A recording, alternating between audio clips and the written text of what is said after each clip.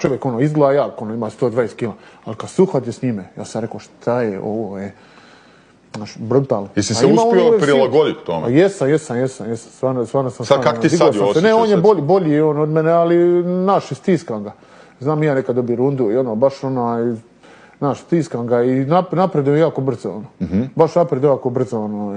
Di ti je najteže s njim kad sparirate? Jel nekad sparirate baš ono puna iskreno, ne krv? znam, ono, hrvanje mi je toliko teško s njime, ono, Hrvanje, znaš, a i parter teško izaći, ono, iako govorim ti, ono, sve sam bolji, ali ono, nenormalno je, ono, on uvijek ima 100% Finish rate, finish, znači ima 100% postotak, 100% ima obranu od rušenja i 100% ima kad i on ide rušiti. Istina.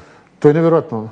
A znaš šta je, ljude najviše zanima kako će on, ako dođe do Jonesa, Jon sigurno neće srljati jer je pametan, meč na 5 rundi, kako će u kasnim rundama. Mislim da ga niko nikad nije vidio nakon prve runde. Znači spreman je.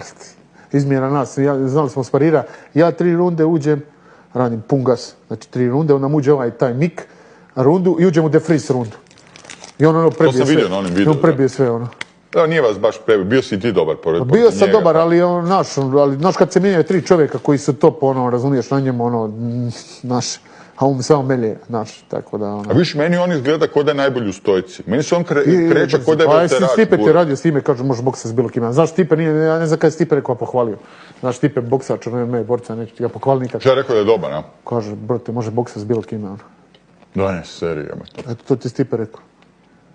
A jesi ti pričao s Stipom bio? Jesam, ali nismo pričali o tom baš o Aspinalu. Bili smo na kavi, on za LBA, ali nismo se dotakli toga. Rekao mi je sam da mu je super bilo gore i da je dobra atmosfera i da je jebena dvorana, da je taj lik super i da je sve super, da je pozitiva. Rekao je ovak za Aspinala, stari moj, čovjek je realno svjetski prvak, najbolji borac, teškaš svijeta, ono, najskromniji čovjek ikad. Kaže, možeš pričati s njim, nemaš uopće osjećaj tako. Ne, baš ga nahvalio. Ali nismo pričali o tehničkoj, nisam stigao, jebi ga, Zelgi je išao negdje. A dobro, on je bokser, znaš, on je trenirao onaj Peter Fury, naš, onaj, brat. Da, znam to. Ali pazi, on uzme Aspinall, uzme titul, povedi Jonesa, obrani 1, 2, 3 puta i onda super mečeju u boksu. Dobro, to njemu... Stari, pa on može zaraditi para i para. Da, to je njemu neki cilj, on ima još 3-4 borbe na ugovoru i...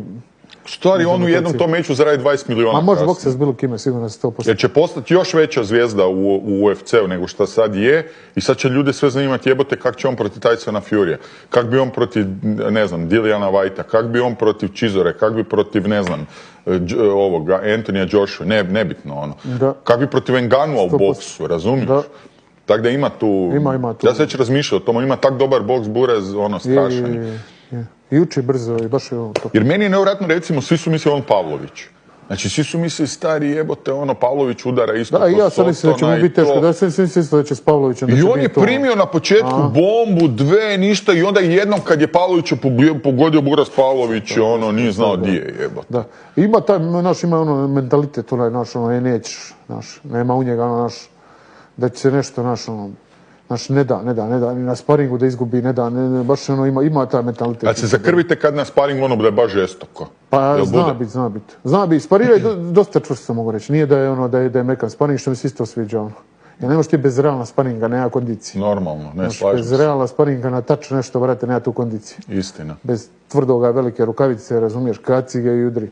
Nema prave kondicije. Jel ti to daje samopouzdanje? Mislim, sve. Jebi ga stari, ti sad znaš da možeš s najboljim na svijetu izaći na kraj, onda jebi ga stalno dođeš negdje drugdje. Pa normalno. Pa ja ono, vjerujem toliko u sebe, ono, vjerujem da ono mogu s bilo kime, ono. Uopće ne sumnjam u sebe ni sekunde, ono, i govorim ti, ono, želja mi da dođem taj UFC, da ono... Da ih pokoriš. Pa, šta će biti tamo